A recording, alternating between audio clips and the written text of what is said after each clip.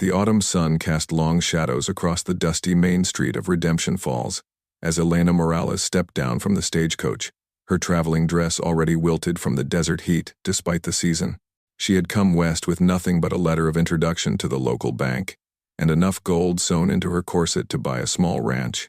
Fleeing the suffocating expectations of Philadelphia society, after her father's death had left her suddenly, unexpectedly wealthy, the crowd gathered in the town square should have been her first warning that Redemption Falls was not the quiet frontier community she had hoped to find. Men, women, and children pressed close around a makeshift wooden platform, their voices rising in an ugly chorus of jeers and taunts that made Elena's stomach clench with familiar dread. She had heard crowds like this before, in the refined drawing rooms of the East, where civilized people spoke in cultured tones about the necessity of keeping certain types of people in their proper place. $500, shouted a red-faced man in an expensive suit, his arm raised high. 500 for the savage. Elena pushed through the crowd, her small stature allowing her to slip between the pressed bodies until she reached the front of the gathering. What she saw on the platform made her heart stop. A man knelt in heavy chains, his long black hair hanging like a curtain around a face that had been beaten until one eye was swollen shut. His clothes were torn and bloodied, but through the damage she could see the distinctive beadwork and leather that marked him as Native American. Apache, perhaps, or Navajo. What is this? She whispered to the woman beside her, a matronly figure in a faded calico dress. Slave auction, the woman replied matter-of-factly, never taking her eyes off the platform. That there's a wild Indian they caught raiding cattle. Judge sentenced him to indentured servitude instead of hanging. Someone's gonna work him till he drops, and good riddance, I say. Elena felt the world tilt around her. She had known that such things still happened in the territories, that the law could be twisted to serve the desires of those with money and influence. But seeing it, witnessing the casual cruelty with which human dignity was being stripped away and sold to the highest bidder, brought back every memory of powerlessness she had ever experienced. The man on the platform raised his head slightly, and for one heart-stopping moment, his dark eyes met hers through the curtain of his hair. There was no pleading in that gaze, no appeal for mercy, only a fierce pride that refused to bend even in the face of complete defeat. Something in those eyes spoke to the part of Elena that had always felt caged, always felt reduced to something less than human by others' expectations and prejudices. 600, called another bidder, a rancher whose reputation for cruelty to his workers was legend even among the rough men of the territory. 700, countered the man in the expensive suit. Elena's hands moved to her reticule without conscious thought, her fingers finding the carefully counted bills she had prepared for purchasing land and livestock. She had planned to buy her freedom from the constraints of civilized society. Now, looking at this man who embodied everything wild and untamed that she secretly longed to be, she realized there were different kinds of freedom and different ways to purchase them. $1,000, she called out, her voice carrying clearly across the suddenly silent square. Every head turned toward her, the crowd parting to reveal the small, elegantly dressed woman who had just outbid the wealthiest men in 3 counties. The auctioneer, a thin man with shrewd eyes, looked her up and down with obvious skepticism. "Ma'am, this here's a dangerous savage," he said slowly, as if speaking to a child. "He ain't no house servant or field hand. This one's got killing in his blood. You sure you understand what you're bidding on?" Elena stepped forward, her chin raised with all the aristocratic bearing her finishing school education had drilled into her. "I understand perfectly," she said, her voice steady despite the racing of her heart. $1,000, cash, for immediate transfer of his indenture contract. The murmur that ran through the crowd was like the buzzing of angry wasps. Elena could feel their disapproval, their confusion, their certainty that she was making a terrible mistake. But she kept her eyes fixed on the man chained to the platform, seeing the slight widening of his visible eye as he processed what was happening. "Lady, you got no idea what you're doing," growled Jake Morrison, the rancher who had been bidding against her. He was a big man with hands like ham hocks and a reputation for settling disputes with his fists. "That savage has killed white men. He'll gut you in your sleep and dance on your bones." Elena turned to face him, drawing on every lesson in deportment and diplomacy she had ever learned. "Mr. Morrison, I presume? I've heard of your ranch operations. Tell me, how many of your workers have died from exhaustion and mistreatment over the past 5 years?" Her voice was sweet as honey, but her eyes were chips of Arctic ice. Because I've also heard that you consider high mortality rates simply the cost of doing business. Morrison's face turned purple with rage. Why, you little? The bid stands at $1,000. The auctioneer interrupted quickly, sensing the potential for violence in the big rancher's posture. Going once, going twice. 1,200. Morrison snarled. 1,500. Elena replied without hesitation, though the amount represented nearly half of her available cash. The crowd fell silent again, stunned by the rapidly escalating bidding war. Elena could see the avarice in the auctioneer's eyes as he realized how much money he might extract from this unexpected competition. But she could also see doubt creeping into Morrison's expression as he calculated whether his pride was worth the increasingly steep price. 1,500 going once, the auctioneer called. Elena held her breath, watching Morrison's internal struggle play out across his weathered features. The man on the platform remained motionless, but she could sense his attention focused on her with laser intensity, as if he were trying to understand what had motivated her intervention. Going twice. 2,000, Morrison bellowed, his pride apparently winning out over his financial prudence. The crowd gasped. $2,000 was more than most of them saw in 5 years, enough to buy a good ranch or start a successful business. Elena felt her confidence waver for the first time since she had begun bidding. $2,000 would leave her with barely enough to survive, let alone establish the independent life she had planned. But then she looked at the chained man again, saw the resignation creeping into his posture as he prepared to be sold to a man who would work him to death within a year. She thought of all the times she had been powerless, all the moments when someone with money and influence had decided her fate without caring about her wishes or dreams. This time, she had the power to make a difference. This time, she could choose to see a human being where others saw only a commodity. $5,000, she said clearly, her voice carrying across the stunned silence like a bell. The collective gasp from the crowd was audible. Even Morrison staggered backward, his face going from purple to pale in the space of a heartbeat. $5,000 was a fortune in the territories, enough to buy the finest ranch in the territory or establish a small empire. Ma'am, the auctioneer said weakly, are you certain you can cover such a bid? Elena reached into her reticule and withdrew a thick roll of bills, peeling off enough to demonstrate that she was serious. Cash on hand, she said simply. Immediate transfer of all legal documents and removal of restraints. The silence stretched so long that Elena could hear the wind whispering through the wooden buildings, could smell the dust and sweat and fear that hung over the gathering like a pall. Finally, Morrison spat into the dirt and stalked away, his shoulders rigid with frustrated anger. Sold, the auctioneer said, his voice cracking slightly. To the lady in blue, the process of legally transferring ownership of another human being, even under the euphemism of indentured servitude, was accomplished with a few signatures and the exchange of gold. Elena found the casual bureaucracy of it all more disturbing than the auction itself. At least the auction had been honestly ugly. This felt like evil dressed up in legal respectability. She waited while the sheriff unlocked the heavy chains that bound the Apache's wrists and ankles, watching the man's face for some sign of what he was thinking. His expression remained impassive, but she noticed how he flexed his hands and rolled his shoulders, testing the return of circulation to limbs that had been restrained for what must have been days. There you go, lady, the sheriff said, handing her a rolled document sealed with official wax. One Apache brave, legally yours for the next 7 years according to territorial law. Course most folks don't expect these types to last more than a year or two under proper working conditions. His tone suggested that he considered this a feature rather than a flaw of the system. What's his name? Elena asked. The sheriff shrugged. Don't rightly know his heathen name. We've been calling him Joe since we caught him. Simple enough for his type to understand. Elena turned to face the man she had just purchased, noting the way he held himself despite his obvious injuries. There was dignity in his bearing, a quiet strength that had not been broken by chains or beatings. What is your real name? She asked gently. For a long moment he simply stared at her, his dark eyes searching her face as if looking for some trap or hidden cruelty. When he finally spoke, his voice was rough from disuse, but his English was clear and unaccented. White people cannot speak my true name, he said. Call me what you will. It changes nothing. It changes everything, Elena replied firmly. A name is the first acknowledgement that someone exists as a person rather than a thing. So please, tell me what I should call you. Something flickered in his expression, gone too quickly to identify. In your tongue it would be Storm Walker. I was given that name when I completed my vision quest.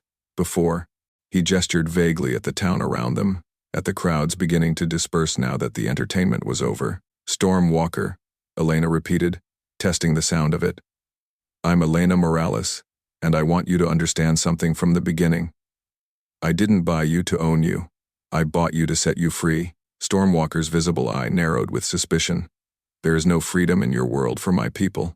Only different types of cage. Then we'll have to build a different world, Elena said simply. One where being different doesn't make you less than human. She looked around at the dispersing crowd, noting the hostile glances still being directed their way. Several men had gathered around Jake Morrison, their heads bent together in the kind of conversation that usually preceded trouble. The local saloon was already buzzing with animated discussion, and Elena could imagine the stories that would grow from this day's events. We need to leave town, she said. Tonight. Do you know of somewhere we could go, somewhere safe? Storm Walker studied her with obvious confusion. You ask my opinion? You are the owner now. No, Elena said firmly. I'm the person who signed papers so you could walk away from here alive. There's a difference. She paused, then added quietly. I've spent most of my life having other people make decisions for me because they thought they knew what was best. I won't do that to someone else. For the first time, something that might have been surprise crossed Storm Walker's features. He was quiet for a long moment, then nodded toward the mountains visible in the distance. There is a place, an old mining camp, abandoned when the silver played out. It has water, shelter, island, private. How far? Half a day's ride. But you will need supplies, horses, and the people here will not want to sell to you now. His tone suggested that he understood the social dynamics of frontier towns better than she might expect from someone who had been branded a savage. Elena smiled for the first time since stepping off the stagecoach. Then, it's a good thing I learned how to be persuasive when people don't want to cooperate. Come on, Storm Walker, let's go shopping. The remainder of the afternoon passed in a series of increasingly tense encounters as Elena attempted to purchase the supplies they would need. Most of the merchants were reluctant to sell to her, and those who were willing charged prices that bordered on extortion. Word of her purchase at the auction had spread quickly through the small community, and she could feel disapproval radiating from every storefront. It was at the livery stable that they encountered their first real trouble. The owner, a greasy man with tobacco-stained teeth, took one look at Storm Walker and shook his head. Don't care how much money you got, lady. I ain't selling horses to no Indian lover. Find yourself another stable. Elena felt her temper, carefully controlled all afternoon, finally begin to slip. Mr. Henderson. And I don't care if you are some fancy Eastern lady with more money than sense. Some things ain't for sale. Mr. Henderson, Elena said, her voice dropping to the dangerously quiet tone that had once made Philadelphia society matrons step carefully around her. I am prepared to pay 3 times your asking price for 2 good horses, and tack, in gold. Right now. She held up a small leather pouch that clinked enticingly. Henderson's eyes flicked to the gold, then to Storm Walker, then back to Elena. Even if I was willing, which I ain't, you think that savage knows how to handle a civilized horse? Likely as not, he'll spook the animals and get you both killed. Storm Walker stepped forward slightly, and Elena could sense the controlled violence in his movement. I was breaking horses before you learned to walk upright, he said quietly. But if you prefer, I can demonstrate on you instead of your livestock. The tension in the livery stable stretched tight as a bowstring, Henderson's hand creeping toward the rifle propped against the nearest stall, while Storm Walker remained perfectly still, coiled like a spring waiting to be released. Elena realized that in a matter of seconds, her attempt to avoid trouble might explode into exactly the kind of violence that would bring the entire town down on them. Gentlemen, she said crisply, stepping between them with the kind of authoritative presence that had been bred into her bones by generations of diplomatic ancestors. I believe we can resolve this without bloodshed. She turned to Henderson, her smile as sharp as winter sunlight. You're concerned about your reputation in town. I understand. No one wants to be known as the man who helped an Indian lover escape with her savage. Henderson nodded warily, unsure where she was leading but recognizing the truth in her words. However, Elena continued, you're also a businessman, and I'm offering you the largest single sale you're likely to see this year. So here's what we're going to do. She opened her reticule and counted out an impressive stack of gold coins. This is payment for 2 horses, saddles, bridles, and supplies for a week's journey. You're going to take this money because refusing it would be financially irresponsible. But the town, Henderson began. Will be told that you had no choice. Elena finished smoothly.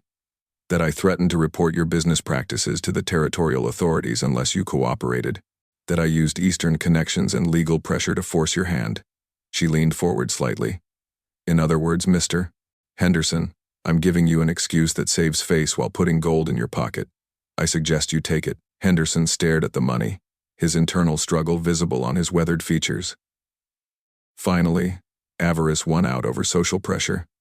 You drive a hard bargain, lady, but I want it known that I don't approve of what you're doing. Noted and recorded, Elena agreed solemnly.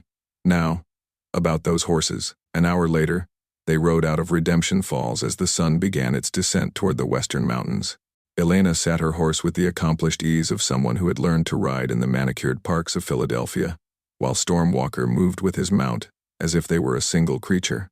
Despite his injuries and the ordeal of the past days, he guided them along barely visible trails with unerring instincts. They rode in silence for the first several miles, each lost in their own thoughts. Elena found herself studying her companion when she thought he wasn't looking, trying to understand the man she had impulsively rescued. He was younger than she had first thought, perhaps 30 or so, with high cheekbones and strong features that spoke of good breeding even by the standards of a culture she knew little about. His hands on the reins were gentle but sure, and she noticed that he automatically chose paths that would be easier on the horses. As the distance from town increased, she felt some of the tension leave her shoulders. For the first time since her father's death, she was acting entirely on her own judgment, following her own moral compass rather than the expectations others had laid upon her. It was terrifying and exhilarating at the same time. Why? Storm Walker asked suddenly, his voice carrying clearly in the desert air. Elena didn't pretend to misunderstand. Because I've spent my entire life watching people be reduced to less than human by others' prejudices. Because I know what it feels like to be seen as a commodity rather than a person. She paused, searching for words that would convey the complexity of her motivations. And because when I looked at you on that platform, I saw someone who refused to let them break his spirit. That kind of strength deserves respect, not chains. Storm Walker was quiet for so long that Elena began to think he wouldn't respond. When he finally spoke, his words were careful and measured. In my village, there was an old woman who could see things that others could not. She said that sometimes the spirits send us tests disguised as disasters, and that wisdom lies in recognizing the difference between an ending and a beginning. Do you think this is a beginning or an ending? Elena asked. I do not know yet, Storm Walker admitted. But I think you may be more than you appear to be, Elena Morales. Just as I am more than the savage they wanted to work to death. As if summoned by their words, the sound of hoofbeats echoed from behind them on the trail. Elena's heart sank as she counted at least 6 riders gaining ground rapidly. Even in the fading light, she could make out the familiar bulk of Jake Morrison leading the group. We're being followed, she said unnecessarily. Storm Walker had already noticed, his posture shifting subtly as he evaluated their options. They will not let us reach the mining camp, he said matter-of-factly. Morrison has too much pride to let this stand, and too much influence to worry about consequences. What do you suggest? Storm Walker's smile was sharp as a knife blade. I suggest that it is time for you to see what $5,000 actually bought you. The abandoned mining camp lay nestled in a narrow canyon where the walls rose like cathedral spires on either side, carved smooth by millennia of wind and water. Elena could see why Storm Walker had chosen this destination. There were only 2 ways in or out, making it easily defensible, and the remains of wooden buildings provided both shelter and strategic positions. But as their pursuers' hoofbeats grew louder behind them, she realized that the same geography that offered protection could also become a trap. There, Storm Walker said, pointing to a cluster of buildings near the canyon's head. The old assay office has thick stone walls and a clear view of the approach. We can reach it before they catch us, but once we're there, we'll be pinned down, Elena finished. How many rounds do you have for that rifle? Storm Walker checked the weapon he had taken from Henderson's shop during their hasty departure. 12. You? Elena patted the small pistol hidden in her riding coat. 6. Not exactly overwhelming firepower against half a dozen angry ranchers. Then we must make them count, Storm Walker said simply. But first, you should know something. If we fight together, if you take up arms alongside me against white men, there will be no going back. They will hunt you as they would hunt me. You will be marked as a traitor to your own kind. Elena considered this as they urged their tired horses toward the shelter of the stone building. She thought about the life she had left behind in Philadelphia, the carefully structured existence of social calls and charity work, and proper marriages to appropriate men. She thought about the future she had planned in the West, the dream of independence that had seemed so appealing when viewed from the safety of her father's library. "You know," she said, as they reached the essay office and quickly dismounted, "I've been a traitor to my own kind my entire life. I just never had the courage to make it official before now." Storm Walker's laugh was low and genuine, transforming his battered features. "Then perhaps the spirits knew what they were doing when they brought us together." The building proved to be exactly what they needed. Thick stone walls with narrow windows that commanded excellent fields of fire, and a back room that connected to an old mine shaft in case retreat became necessary. Elena quickly checked the pistol's chambers while Stormwalker positioned himself at the front window, rifle ready. "6 riders," he reported quietly. "Morrison and 5 others. They're approaching carefully, probably expecting us to run rather than fight." Elena moved to the side window, trying to calm her racing heart. She had never fired a weapon in anger before, had barely fired one at all except for a few genteel target-shooting expeditions in the company of equally sheltered young ladies. But as she watched the men spreading out to surround their position, she felt a strange sense of clarity settle over her. "Morrison," she called through the broken glass. "This doesn't have to end in bloodshed. You have no legal right to interfere with a lawful business transaction." Morrison's laughter echoed off the canyon walls. "Legal? Lady, you bought yourself an Indian killer, and then helped him steal guns and horses.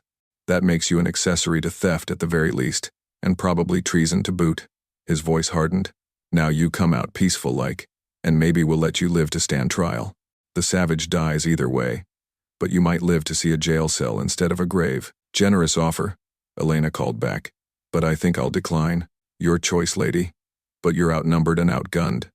This can go easy or hard." Stormwalker caught her eye and pointed toward the canyon entrance. Elena followed his gaze and felt her heart sink. More riders were arriving, cutting off any possibility of escape. Morrison hadn't come for a quick lynching, he had brought enough men to conduct a siege. "What now?" she whispered. Stormwalker was quiet for a moment, studying the positioning of their enemies with tactical precision. "Now we discover whether the spirits favor justice or merely strength," he said finally. "But Elena, you should know I have never had anyone willing to fight beside me before. Whatever happens here, I am grateful." Before Elena could respond, the crack of rifle fire shattered the desert silence. Wood splintered from the window frame inches from her head, and she instinctively ducked low. Stormwalker returned fire immediately, his shot echoing like thunder in the narrow canyon. "1 down," he reported grimly. "But they know our positions now. It's going to get much worse before it gets better." As if summoned by his words, a withering barrage of gunfire erupted from multiple positions around the canyon floor. Bullets whined off stone and shattered what remained of the windows, forcing Elena and Stormwalker to keep their heads down and wait for a lull in the assault. "They're trying to pin us while others move closer," Stormwalker observed during a brief pause in the firing. "Professional tactics. Morrison may be a brute, but he's not stupid." Elena peered carefully around the edge of her window and saw movement among the ruined buildings below. At least 2 men were working their way up the slope, using the abandoned structures for cover. In a few minutes, they would be close enough to rush the assay office from multiple angles. "Stormwalker," she said quietly, "I need you to know something before this goes any further." "What?" "My real name isn't Elena Morales. It's Elena Sanchez Morales, and my father was the Spanish ambassador to the United States before he died." She took a deep breath. "I have connections, resources, influence that could help both of us if we survive this. But more importantly, I want you to know who you're fighting beside." Stormwalker stared at her for a moment, then smiled with genuine warmth. "Ambassador's daughter. That explains the way you handled Henderson and the others. You were born to command." "I was born to be commanded," Elena corrected. "This is the first time I've ever chosen my own battles." The battle for the mining camp raged through the night. A deadly game of patience and precision played out among the ruins of forgotten dreams. Elena discovered reserves of courage she had never known she possessed, firing carefully aimed shots while Stormwalker provided expert tactical guidance. Despite their numerical disadvantage, the defensive position gave them an edge that kept Morrison's men at bay through the long dark hours. But as dawn began to lighten the eastern sky, Elena could see that their situation was becoming desperate. They were down to their last few rounds, and Morrison had managed to position men on the canyon rim above them. It would only be a matter of time before their enemies found angles of attack that the stone walls couldn't protect against. "I count at least 12 men now," Storm Walker reported from his position at the front window. Morrison must have sent for reinforcements during the night. Elena checked her pistol's remaining ammunition with growing despair. 3 shots left, and no hope of resupply. "How long can we hold out?" "Not long enough," Storm Walker admitted, "but perhaps long enough." Before Elena could ask what he meant, the sound of many horses approaching at speed echoed through the canyon. For a moment, hope flared in her chest. Perhaps help was coming from an unexpected quarter, but as the riders came into view, her heart sank. More of Morrison's allies, drawn by the gunfire and the promise of violence. Then she heard something that made no sense. War cries echoing off the canyon walls, but not the whooping calls she might have expected from Morrison's men. These were different, older, carrying harmonics that spoke of different traditions and purposes. "Apache," Storm Walker breathed, his voice filled with something Elena had never heard from him before.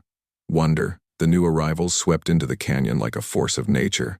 24 mounted warriors moving with fluid precision that transformed the tactical situation in an instant.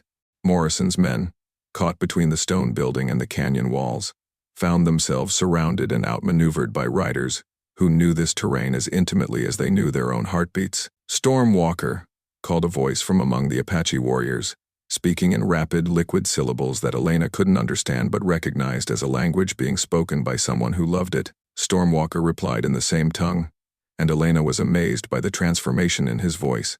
Gone was the careful English of a man speaking a foreign language.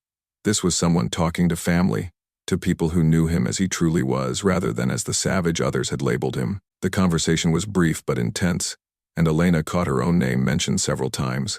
Finally, Storm Walker turned back to her, his expression complex. "My cousin Running Bear," he explained. "He leads this war party. They have been tracking Morrison's men since yesterday, following reports of a white woman who purchased an Apache warrior and freed him from chains." Elena felt the blood drain from her face. "They think I'm the enemy?" "No," Storm Walker said quickly. "They think you are." Unprecedented. Word has spread among the Apache nations about what you did in Redemption Falls. My people are curious about a white woman who would risk her life to prevent one of us from being worked to death. Below them, the one-sided battle was ending as quickly as it had begun. Morrison's men, faced with professional warriors fighting on familiar ground, had surrendered rather than face annihilation. Elena could see the rancher himself, his hands raised and his face purple with rage and humiliation. "What happens now?" Elena asked. Storm Walker smiled, and for the first time she could see the man he must have been before capture and chains had marked him. "Now you meet my family," he said, "and they decide whether you are an ally worth protecting or merely another white curiosity to be tolerated." The Apache warriors approached the assay office with weapons lowered but ready, their discipline evident in every movement. Running Bear, who looked enough like Storm Walker to make their kinship obvious, dismounted and walked forward alone. The conversation that followed was conducted in Apache, with Storm Walker serving as occasional translator. Elena found herself being studied with the same careful attention she had given him on the auction platform, evaluated for signs of character that couldn't be hidden behind words or gestures. "He wants to know why you risked so much for someone you didn't know," Storm Walker finally explained. Elena considered the question, knowing that her answer might determine not just her immediate fate but the future of any relationship between herself and these people who had been so systematically betrayed by her own kind. "Tell him," she said slowly, "that I have spent my life watching powerful people treat others as less than human because they were different. Tell him that when I saw Storm Walker on that platform, I recognized something in him that I had been looking for my entire life. The courage to remain who you truly are, even when the world wants to break you into something smaller."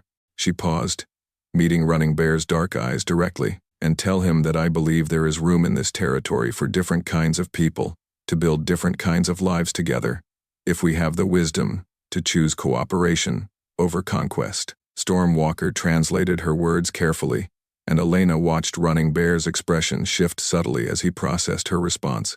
The Apache leader asked several more questions, each translated and answered with increasing confidence on Elena's part. Finally, Running Bear nodded and spoke directly to Elena in carefully accented English. "You are welcome in our fires, Elena Sanchez Morales," he said formally. "Your words speak of wisdom, and your actions speak of honor. These are rare gifts in any people." He glanced at Storm Walker. "My cousin has found something worth protecting. We will help you protect it." The journey to the Apache winter camp took 3 days through country that existed beyond the edges of any map Elena had ever seen. They traveled through landscapes that seemed carved by the gods themselves, red rock formations that rose like ancient cathedrals, hidden valleys where springs bubbled up from mysterious depths, and vast stretches of desert that held beauty and danger in equal measure. Elena rode beside Storm Walker, whose transformation continued with each mile they put between themselves and the white settlements. The beaten, chained man from the auction platform was being replaced by someone more complex and complete: a warrior, yes, but also a storyteller, a tracker who could read the history of everything that had passed through this land, and a man with an unexpectedly gentle sense of humor. "Tell me about your people," Elena said as they paused to water the horses at a hidden spring. "I know almost nothing about Apache culture except what I've read in newspapers, and I suspect those stories were less than accurate." Stormwalker smiled, the expression transforming his scarred face. "What do your newspapers say about us? That you're savage warriors who live only for raiding and killing, that you can't be reasoned with or trusted, that the only solution is to confine you to reservations or eliminate you entirely." Elena felt heat rise in her cheeks as she repeated the poisonous words she had grown up hearing. "And yet here you are," Stormwalker observed mildly, "traveling freely with 24 of these unreasonable savages who haven't scalped you or tied you to a cactus." Elena laughed despite herself. "The thought had occurred to me that newspaper reporting might not be entirely reliable. My people are the Chiricahua Apache," Stormwalker began, settling beside the spring with the easy grace of someone completely at home in the wilderness. "We are not one tribe but many bands, united by language and custom but free to choose our own paths.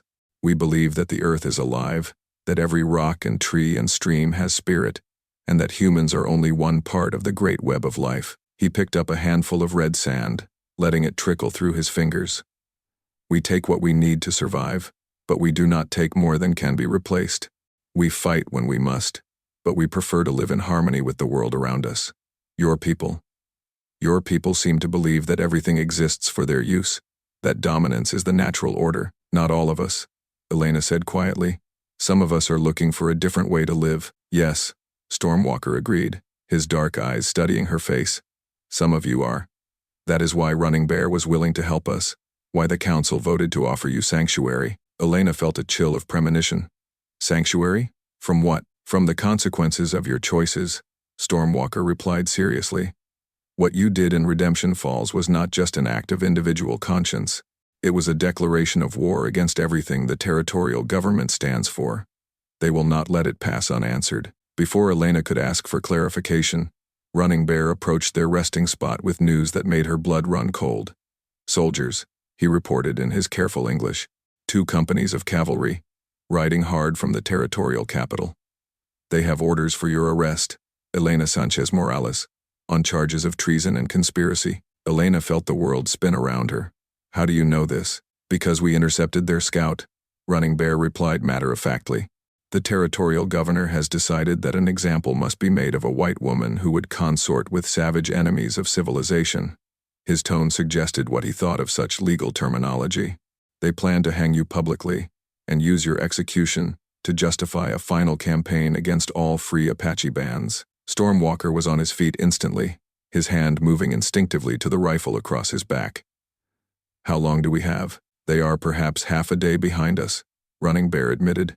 "But they are many, and they know this country better than most white soldiers. We cannot simply hide and wait for them to pass." Elena stood slowly, her mind racing through possibilities and implications. She had known that her actions would have consequences, but she had assumed they would be social rather than legal. The idea that the territorial government would charge her with treason for purchasing a man's indenture contract seemed absurd, but she was beginning to understand that frontier justice operated by different rules than the civilized law she had known back east. "If they're using me as an excuse to launch a campaign against your people," she said slowly, "then perhaps I should surrender myself. Remove the justification for their actions." The silence that greeted this suggestion was profound and uncomfortable. Running Bear and Storm Walker exchanged a look that spoke of shared understanding and deep disagreement with her proposal. "You think like a white woman still," Running Bear said finally, not unkindly. "You believe that if you sacrifice yourself, the soldiers will leave us in peace. But they have been looking for excuses to destroy us for years. If not you, they will find another reason. The only difference is whether you die with honor among friends or die as entertainment for your enemies." Storm Walker moved closer to Elena, his expression intense. "Running Bear speaks truth, but there is another path, one that requires courage from all of us." He turned to his cousin. "The old stories speak of times when Apache and white allies fought together against common enemies. Perhaps it is time for such alliance again." "You're talking about war," Elena said quietly, understanding the full implications of what was being suggested. "We are talking about survival," Storm Walker corrected. "For my people, for you, and for anyone else who refuses to accept that might makes right." His eyes held hers steadily. "But the choice must be yours, Elena. Once we take this path, there will be no return to the world you knew." Elena looked around at the hidden valley where they had stopped, at the Apache warriors who had risked their lives to rescue strangers, at the man who had become far more than the savage she had supposedly purchased. She thought about the life she had left behind in Philadelphia, the endless round of social obligations and proper behavior that had felt like a slow death of the spirit. Then she thought about the alternative being offered, dangerous, uncertain, but authentic in a way she had never experienced before. "What exactly are you proposing?" she asked. Running Bear smiled, and Elena caught a glimpse of the strategist beneath the warrior's exterior. "The soldiers expect to find a frightened white woman hiding among savages, waiting to be rescued from her own poor judgment. Instead, they will find an alliance that knows this country better than they do, fights with tactics they cannot counter, and has support from sources they cannot imagine." "What sources?" Elena asked, though part of her thought she already knew the answer. "Your father was the Spanish ambassador," Storm Walker reminded her. "Spain still has interests in this territory, still maintains relationships with many Apache bands that predate American territorial claims. And there are other white settlers, other ranchers and farmers who are tired of territorial government policies that serve only the wealthy and connected." Elena felt pieces of a larger puzzle beginning to fall into place. "You're talking about a coalition. Apache bands, Spanish interests, discontented Americans, all united against territorial authority that serves only itself. It has been tried before," Running Bear admitted, "but never with someone who could move between worlds as you can. Never with someone who understands both white law and Apache honor." The sound of approaching hoofbeats interrupted their conversation, sending the Apache warriors into defensive positions with fluid efficiency. But the rider who appeared was one of their own scouts, and his report brought news that changed everything yet again. "The soldiers have stopped," he announced in rapid Apache, which Storm Walker quickly translated. "They are making camp at Willow Springs, 2 hours' ride from here. But they are not alone. They have been joined by a civilian party, a dozen men led by Jake Morrison." Elena felt ice form in her stomach. Morrison had survived the confrontation at the mining camp and somehow convinced the military authorities to let him participate in her capture, which meant this was no longer just about legal process or territorial policy. It was personal. "He wants revenge," she said simply. "Yes," Storm Walker agreed. "But revenge can make a man careless, cause him to make mistakes that more disciplined enemies would not make." He looked at Running Bear. "How many soldiers total?" 50 cavalry, plus Morrison's men. Well armed and equipped for extended campaign." The scout's expression was grim. "But they are following the main trail, moving as if they expect to overtake frightened refugees rather than prepared warriors." Running Bear's smile was sharp as a knife edge. "Then perhaps it is time to educate them about the difference between hunting and being hunted." The ambush was planned with the precision of a chess master contemplating checkmate. Elena found herself in the unexpected position of strategic advisor, her knowledge of military theory from her father's extensive library, combining with Apache tactical expertise to create something neither tradition could have achieved alone. "The soldiers will expect us to run," she explained as they studied the terrain around Willow Springs.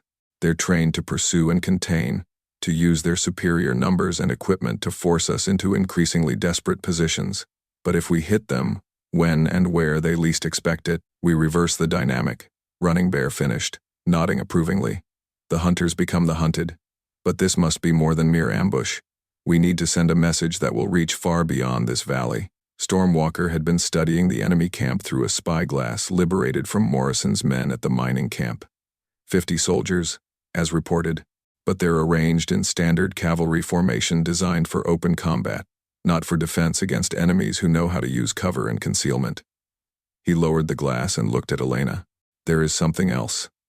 I can see Morrison arguing with the cavalry commander. It appears there is disagreement about tactics. Elena smiled grimly. Morrison wants a quick assault, maximum violence. The commander probably prefers a more methodical approach. Dissension in enemy ranks is always useful. As evening shadows lengthened across the desert, the Allied force moved into position with silent efficiency. Elena had been given a choice of roles. She could remain in the rear as an observer, or she could participate actively in the attack. To no one's surprise, she chose to fight. I've come this far, she told Storm Walker as they checked their weapons for the final time. I'm not going to hide, while others risk their lives for my freedom. The attack began at dawn, as the cavalry was breaking camp and preparing for what they expected to be a final pursuit. Apache warriors struck from 3 directions simultaneously, using the broken terrain to maximum advantage, while Elena and a small group of the most experienced fighters hit the command post, where Morrison and the cavalry officers were planning their day's march. Elena's first shot took down the sentry who should have been watching for exactly this kind of assault. Her second dropped Morrison's lieutenant as he reached for his rifle. After that, training and instinct took over, and she found herself moving and fighting with a deadly competence she had never known she possessed. The battle was brief but decisive. Caught completely off guard and unable to organize an effective defense, the cavalry force was neutralized within minutes.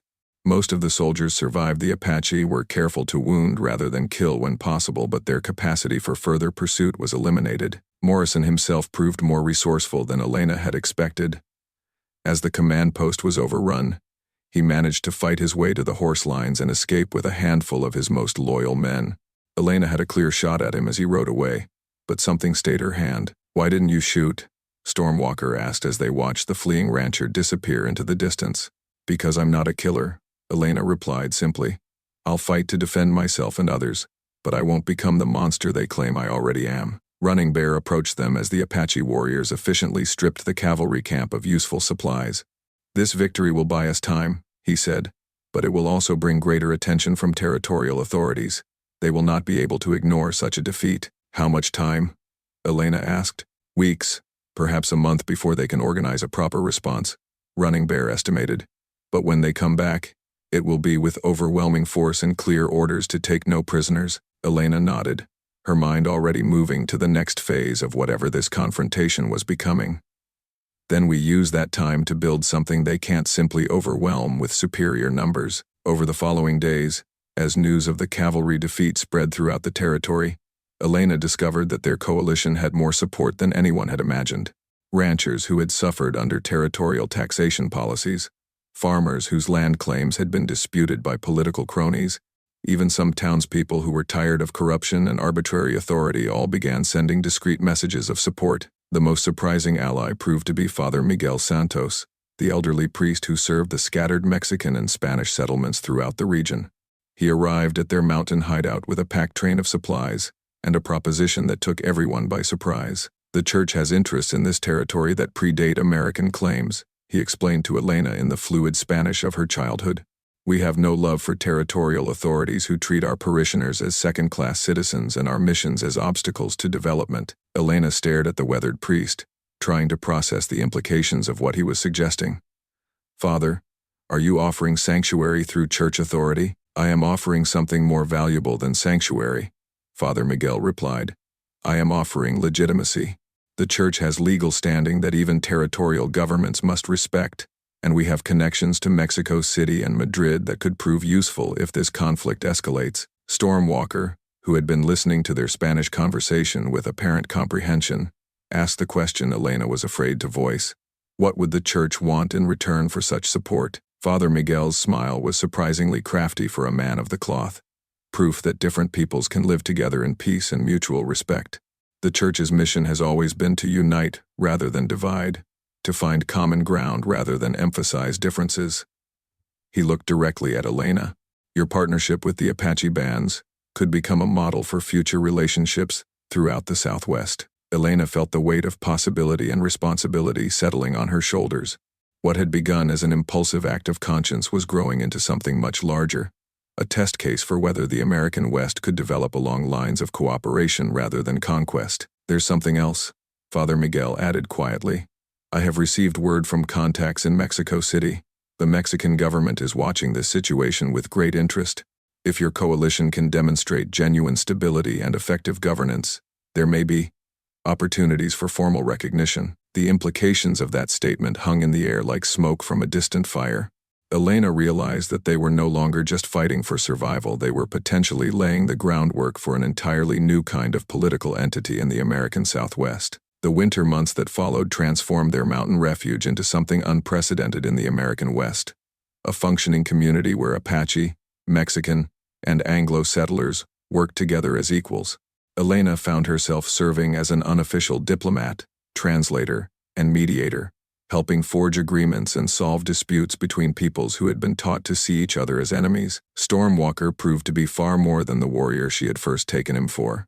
His knowledge of traditional Apache governance systems, combined with his understanding of white legal structures, made him an invaluable partner in creating new forms of justice that could serve their diverse community. "We are writing the future," he told Elena one evening as they sat beside the fire that had become their informal council chamber. "Not just for ourselves, but for everyone who comes after us." Elena nodded, watching the flames dance between them.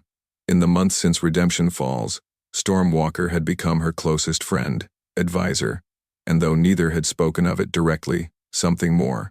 The professional partnership forged in crisis had deepened into personal connection that transcended the cultural boundaries both had been raised to see as absolute. "Do you ever regret it?" she asked quietly. "Everything that's happened since that day in the town square?" Storm Walker was quiet for a long moment, his dark eyes reflecting the firelight. "I regret the pain that brought us together," he said finally. "I regret the hatred and fear that made such pain necessary, but I do not regret the choice to stand with you, or the life we have built together." Before Elena could respond to the deeper implications of his words, Running Bear approached the fire with news that would once again change the trajectory of their lives. "Riders approaching," he announced, "but not soldiers this time. These carry a flag of truce and one of them appears to be a woman." The delegation that arrived the following morning was unlike anything Elena could have predicted, led by a middle-aged woman in traveling dress that marked her as Eastern but practical. The group included a territorial judge, a representative from the War Department, and most surprisingly, a Spanish diplomat whose credentials identified him as a special envoy from Mexico City. "Miss Sanchez Morales," the woman said formally as the group dismounted in the center of the settlement.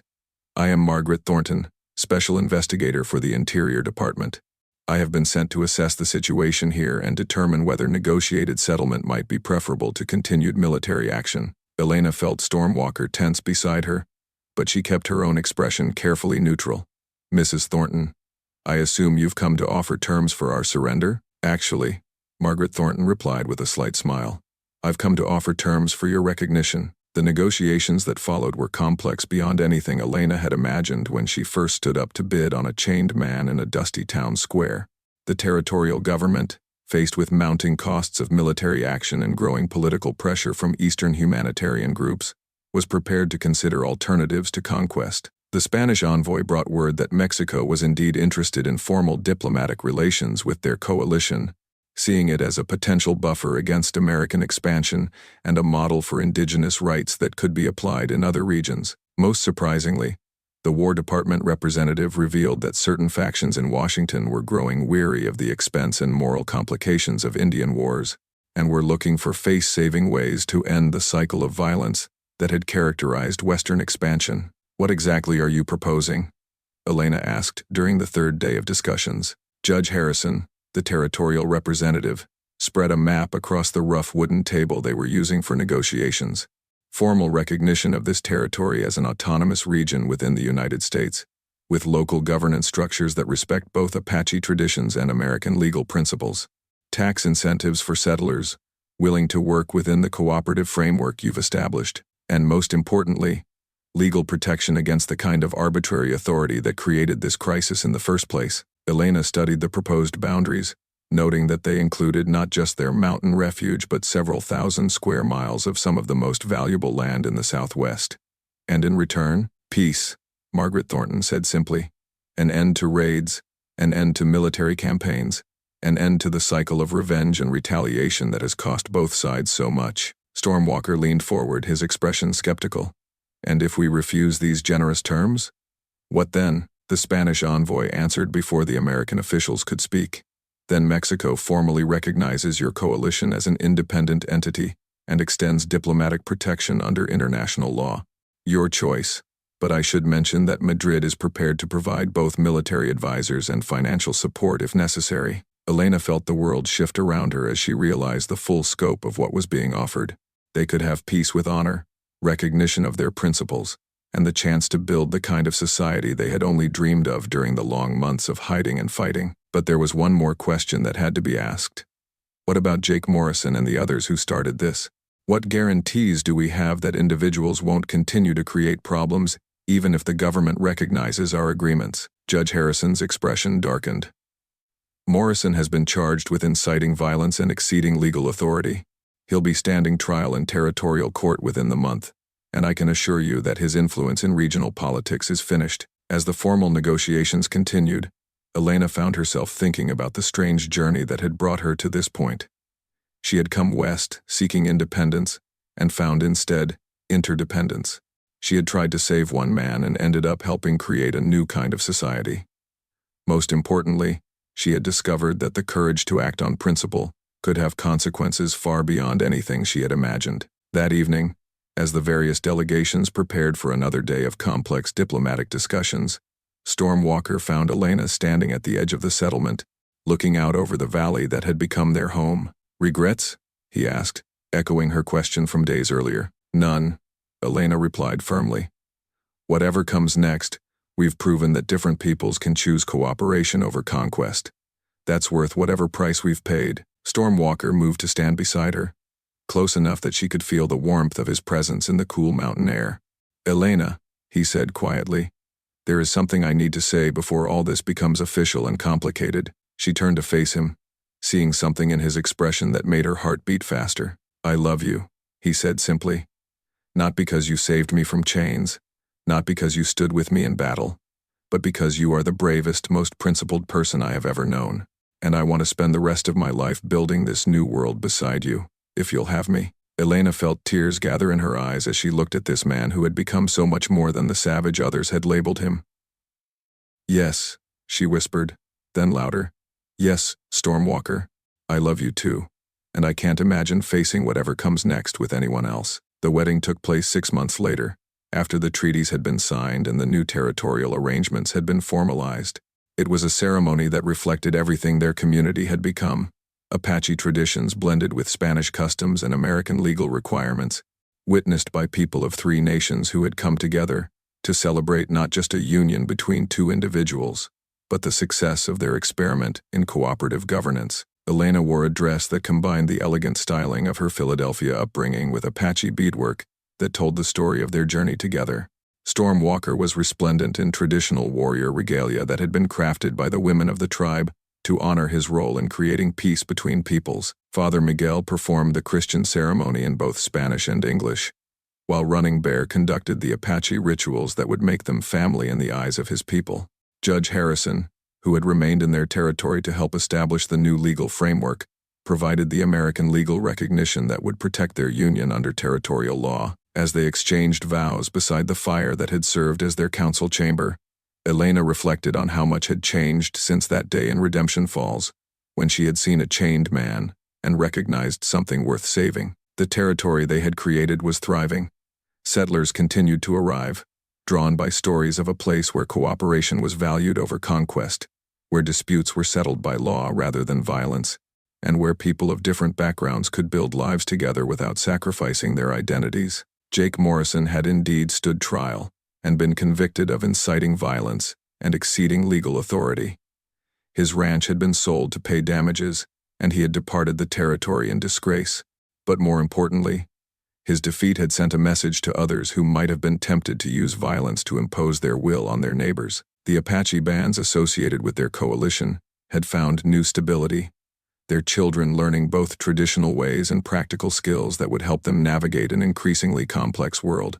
The Mexican families who had joined them prospered under legal protections that guaranteed their land rights and cultural practices. Most surprisingly to Elena, their success had attracted attention from reformers and visionaries throughout the Americas.